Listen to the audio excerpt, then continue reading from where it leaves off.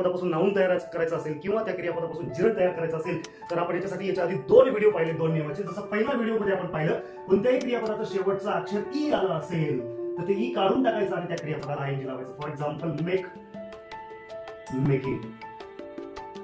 याबद्दल आपण एक व्हिडिओ पाहिला होता. दुसरा नियम पाहिला होता आपण दुसऱ्या व्हिडिओमध्ये पाहिला होता कोणत्याही क्रियापदाचे शेवटचे अक्षर व्यंजन आलं असेल आणि त्यापूर्वीचं अक्षर फक्त त्या संपूर्ण क्रियापदामध्ये एकच स्वर आला असेल तर शेवटचे अक्षर म्हणजेच व्यंजन पुन्हा लिहून त्याला आयएनजी प्रत्यय लावला जातो. या नियमाला अपवाद होते. जर क्रियापदाचे शेवटचे अक्षर डब्ल्यू, एक्स, वाय आणि झेड यांच्यापैकी आले असेल तर ते पुन्हा लिहिलं जाणार नाही. For example draw. आणि या व्हिडिओमध्ये आपण पाहणार आहोत मित्रा तिसरा नियम, तिसरी गोष्ट, कोणत्याही क्रियापदाचे शेवटचे अक्षर आय ई आलेले असतील आणि त्या क्रियापदाला जर आयएनजी लावून त्या क्रियापदाचा उपयोग करायचा असेल तर जिरड करायचं असेल तर ते शेवटचे आय ई काढून त्या क्रियापदाला वाय प्रत्यय लावावा आणि नंतर आयएनजी प्रत्यय लावावा. लाईक किंवा